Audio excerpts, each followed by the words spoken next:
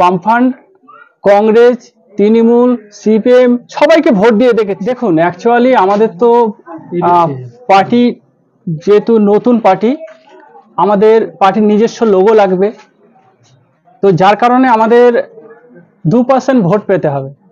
কিন্তু বামফ্রন্ট একটা কৌশল করেছিল পার্টিটাকে পুরো নষ্ট করে দেওয়ার জন্য, যে 3টে সিট দিয়ে সেই সিটগুলো বামফ্রন্টরা ভোট না দিয়ে পুরো পার্টিটাকে মাথায় তুলে দেওয়ার চেষ্টা করেছিল।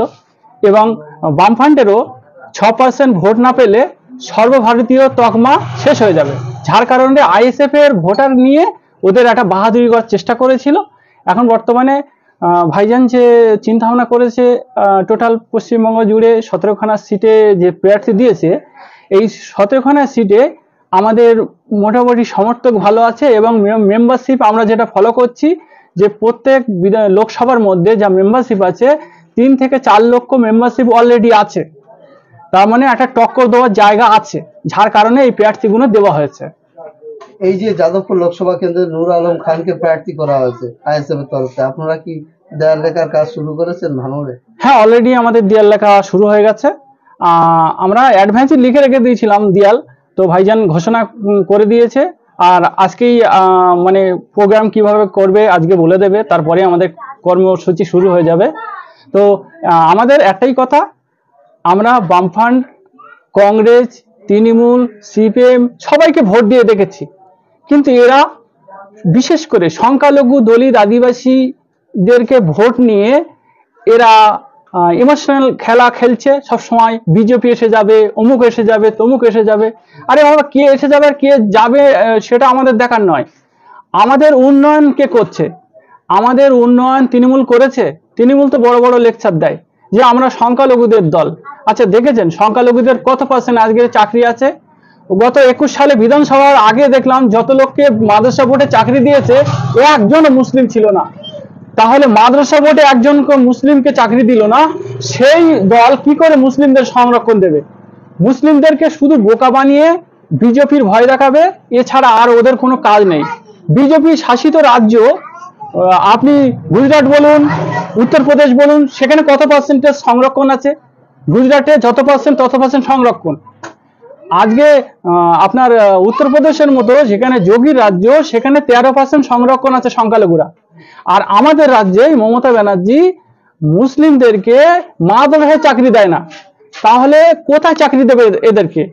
এদেরকে শুধু বলির পাঁটা করে রেখে দিয়েছে, যখন মনে হবে তখন কাটবে।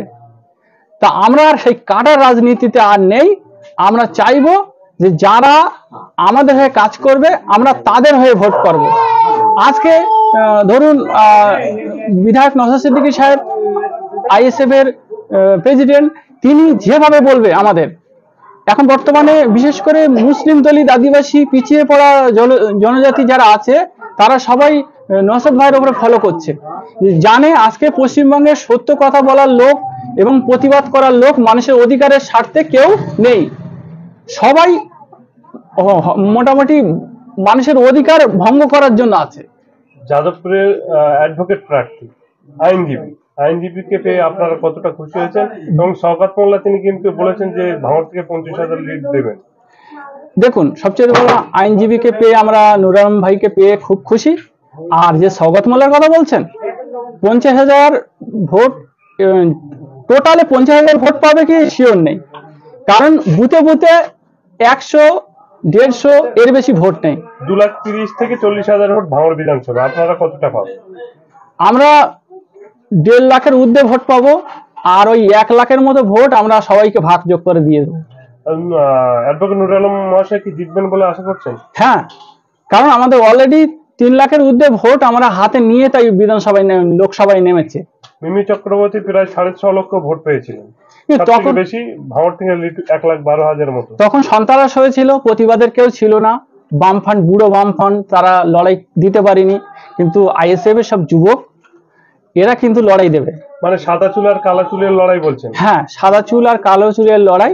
আর বিশেষ করে বাংলার অসহায় দরিদ্র মানুষের পাশে কেউ নেই। বর্তমানে নওশাদ ভাই তাদের হয়ে কথা বলছে, যার কারণে সবাই এখন নওশাদ ভাইয়ের পাশে আছে। তবে এবার লোকসভা ভোটে কালো চুল সাদা চুলকে টক্কর দেবে? অবশ্যই সাদা চুল, আমরা এবারে তো সাদা চুল উঠে পালাবে, ন্যাড়া হয়ে যাবে।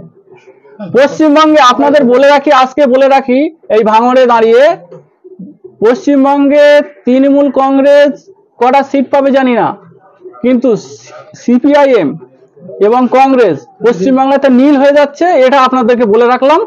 এরা সবাই কট্টর মুসলিম বিদ্বেষী, মুসলিমদেরকে চাকরি দেবে না, শিক্ষায় পিছিয়ে রাখবে, আবার এরা মুসলিমদের ভোট নেবে। আজকে রেড রোডে দেখছিলাম মমতা ব্যানার্জি ঈদের দিনকে গিয়ে বড় বড় ভাষণ দিয়ে এসছে, শুধু বিজেপি হটাবার কথা বলেছে, কিন্তু উনি সামান্য ঈদের 3 দিন ছুটি দেওয়ার মুরদ নেই, উনি সংখ্যালঘুদের ভোট নেওয়ার জন্য হামাগুড়িতে পড়ে আছে। সংখ্যালঘুরা বুঝে গেছে যে মমতা ব্যানার্জি হচ্ছে আরএসএস এর দুর্গা, এবং মমতা ব্যানার্জির আমলে 10,000-এর ঊর্ধ্বে আরএসএস এর স্কুল হয়েছে, যেখানে সকাল সন্ধ্যে মুসলিমদেরকে হত্যা করা, মুসলিমদেরকে কি করে শেষ করবো সেই সব আলোচনা হয়। সেই স্কুল করার সুযোগ করে দিয়েছে। 10,000 মাদ্রাসা দেবে বলেছিল, 10,000 মাদ্রাসা দূরের কথা, যে 300 কতটা মাদ্রাসা আছে, সে মাদ্রাসায় মাস্টার নেই, মাস্টারহীন মাদ্রাসা, সেখানে বাচ্চাদের লেখাপড়া হয় না।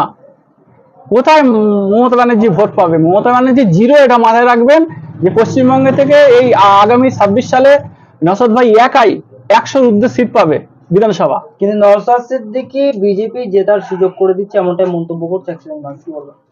একদম ফালতু কথা। যারা বলছে তারা সবাই তৃণমূলের, অ্যাকচুয়ালি তৃণমূলের যারা লুটে পেটে খায় আর কি, সরকারি প্রপার্টি লুটে পেটে খায় এবং মানুষের জমি জায়গা লুট করে খায়, এই শ্রেণীর মানুষগুলো ওই ভাষায় কথা বলছে।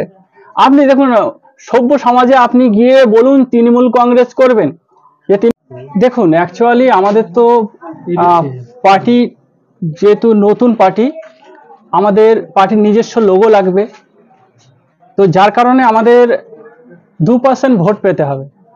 কিন্তু বামফ্রন্ট একটা কৌশল করেছিল পার্টিটাকে পুরো নষ্ট করে দেওয়ার জন্য, যে 3টে সিট দিয়ে সেই সিটগুলো বামফ্রন্টরা ভোট না দিয়ে পুরো